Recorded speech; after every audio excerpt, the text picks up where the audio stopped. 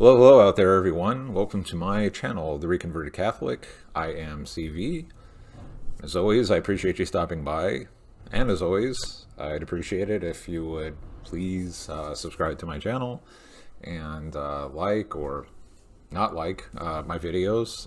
Please leave comments. I love feedback, love engaging in conversations about my videos. So again, please feel free to engage in the conversation, or you're welcome to email me directly at trcatholic, so it's Tango Romeo Catholic, trcatholic@gmail.com.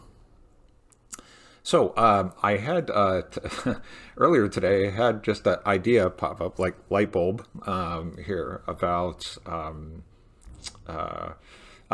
more ideas for this channel.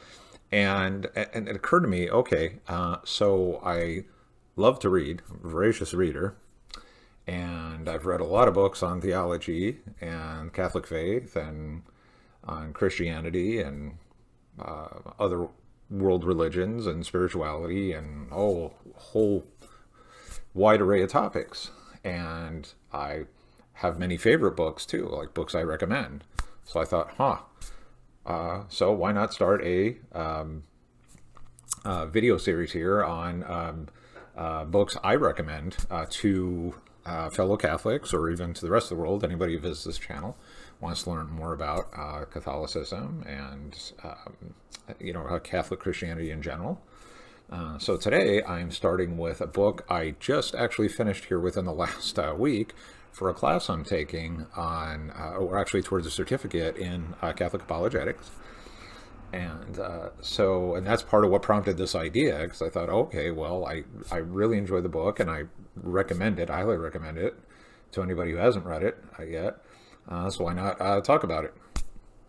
So I'm starting with this video today again, in this book review. Although actually the purpose of these videos, or my book recommendations, will be more about my takeaways from the books, maybe some general critique,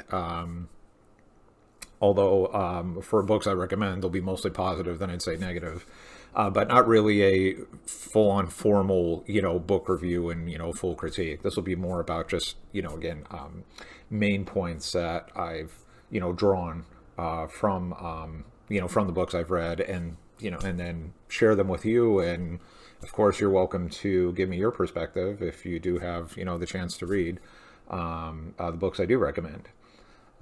That said, let's go ahead and start with the book well, I'm planning on doing this, I'd say, at least a couple of times a month. I'm still working through this, but as I've mentioned in other videos on this channel, though, too, this is a work in progress, and I enjoy the progress part of it, the journey, and not just the destination. So as part of this journey, I'm looking at least a couple, 2 or 3 videos a month, hopefully, on, books I recommend. Maybe I'll even turn it into a weekly thing. It just depends. I have no shortage of books to recommend. So, okay, so I think this is now probably take 4th, 5th, or 6th time now that we're going to dive into this review, or my thoughts on today's recommendation, which is a book by Scott Hahn called A Father Who Keeps His Promises. Now, the link to the book, well, out on Amazon, and sure it's on other sites too, for ebooks, or also just at your local bookstores or bookstore chains. Scott Hahn is a well-known, in the Catholic community, if you will, well-known apologist, and we'll talk more about that in a second. And as I mentioned earlier in this video, I read this book for, again, a class I'm currently taking.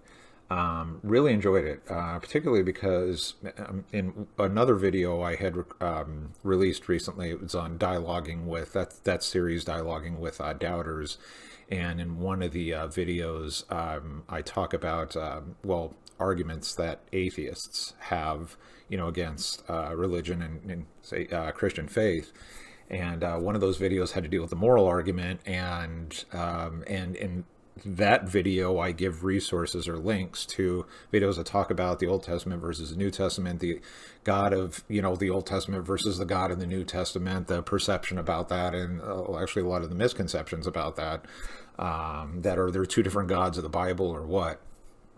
So this book here, Father Who Keeps His Promises, I think it just overall does an outstanding job of helping bring all that together, in addition to the resources I've already provided. But let's dive into this further to understand how Scott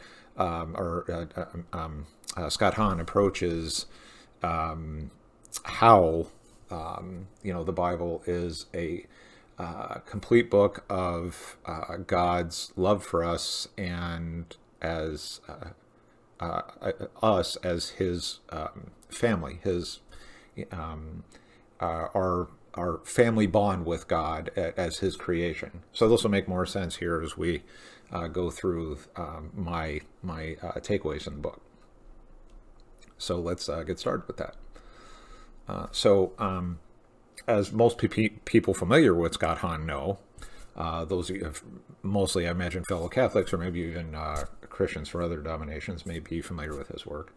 Hahn has been a bastion of Catholic apologetics and teaching since his conversion to Catholicism in the mid-1980s. Coincidentally, I just recently happened to listen, again, to his conversion story on Matt Radd's YouTube channel called Pints with Aquinas. The link to that interview is below, the description below in this video. I also recently happened to watch a tour of Scott Hahn's house, which features the largest home library as in an entire wing of his house I have ever seen. And it makes me wonder if it is the largest home library here in the U.S., or at least the largest library on Christianity and religion in general. The video is a must-watch, absolutely, and the link to that will be in the description below as well. But regardless, it does not take a detailed observer to see that Hahn is unquestionably passionate about his faith in God and showing how God loves us, despite life's web of beauty, complexity, and tragedy. Hence the case in Hahn's book, again called The Father Who Keeps His Promises. Hahn takes this unflinching look at the history of our plight as human beings, as shown through the Old Testament into the New Testament. How God chose the Hebrews as Hahn refers to him as a firstborn son in our family, our human family, to help lead humanity through this roller coaster ride we call life, and how God's covenants with humanity were not just pacts to help us grow in our spiritual journey, but also to show God's all-encompassing, unending love for His creation. And this is a theme throughout the entire book. God's love for us and God's eternal bond with us as one family with Him. And our modern world of meme-like platitudes that overuse terms such as connection, chemistry, transparency, and real love, or being real. And worse, in an age of social media that has ironically left us more socially disconnected than connected, it can be overwhelmingly tempting to get inside our own heads and scoff at a world that often avoids practicing what it preaches. It can make us wonder, is love in fact real, and how do we know? So while we as a society mistakenly use secularism to work through the philosophical mechanics of love, Hahn gives us a complete picture of finding love through God, of how God created us as one family of creation to know and love Him in return, and how the God of the entire Bible, Old and New Testaments, is the epitome of a father who eternally loves his family, as He fully invests Himself into raising us properly and building the most intimate relationship possible, that is, loving a divine family. As such, a father who keeps his promises takes on that journey of that divine love. And though reviewing the entire journey could be a separate book alone, the rest of this video will cover two core takeaways: the importance of God's covenants and our relationship with the divine family, which are cornerstones for understanding God's ultimate covenant of salvation through Jesus Christ. Namely, God's love begins with establishing a commitment to His creation. God created us in His image. He created us to partake in this world and holistically enjoy the fruits of his labors. Yet we divided with God on one crucial matter to human existence: our own entitlement versus God's will. This was the defining first major decision as God's creation: enjoy the paradise that God created, or find out if we can become gods ourselves. We chose the latter. We fell from grace, which led to the first of several covenants that God would establish with us. That although we fell into a grave sin, God remains our Father and will never stop guiding his family. After all, God loves his family, and that is key to understanding the sometimes complicated, often painful to read ways in which he has raised us fallible beings, particularly as we see in the Old Testament. On that point alone, Hahn helps us understand that all of God's covenants are parallels to our salvation. Further, Hahn shows how God's purpose has not been, to be a celestial commander-in-chief who is a fan of barbaric actions, or that God is stretched out on a couch somewhere, enjoying a bag of popcorn while watching his, creation constantly manipulate and slaughter one another. Rather, God is a father who is guiding a family that is not only having to deal with biological and environmental aspects of human evolution, but also having to learn how to uphold God's covenants. And sometimes that involves a confusion of logistics to get us there. It also helps explain why the Old Testament is filled with laws and a bit of tough love. They were not just divine injunctions. They were to help humanity learn how to overcome transgressions, how to purify ourselves in various rites of passage or periods of time, to contemplate and then carry out God's covenants. For example, Noah spends 40 days in the ark. Moses spends 40 days atop Mount Sinai. Jesus spends 40 days in the wilderness. We Catholics observe Lent for 40 days, and etc. So I liken this somewhat to my time in Army basic training. The first few weeks seemed nothing less than the closest definition of hell. And that the drill sergeants were sociopathic, sadistic monsters who revel in your pain and misery. That, of course, is from the subordinate perspective. From the drill sergeant's perspective, they are trying to get a unit of approximately 180 strangers to work as one unwaveringly solid, exceptionally team-oriented group of people who consistently have each other's back. That each soldier's life is just as important as every other soldier. And that the drill sergeants will stop at nothing to build outstanding platoons and units. Of course, Army life is probably not the best analogy to Catholic Christian life and, God's message for us, though it does illustrate how we as humans are often so deep in our own entitlement, which then leads to all kinds of sin, that we are often a train wreck in how we deal with each other and work together.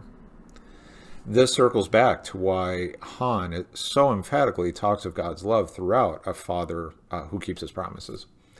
We learn that God has had our backs, well, so to speak, since our creation, and that whether he institutes laws, the meaning of sacrifice, some heavy-handed guidance, or bountiful rewards, he does this to love his family. What's more, he sent his son to complete the ultimate act of love for humanity.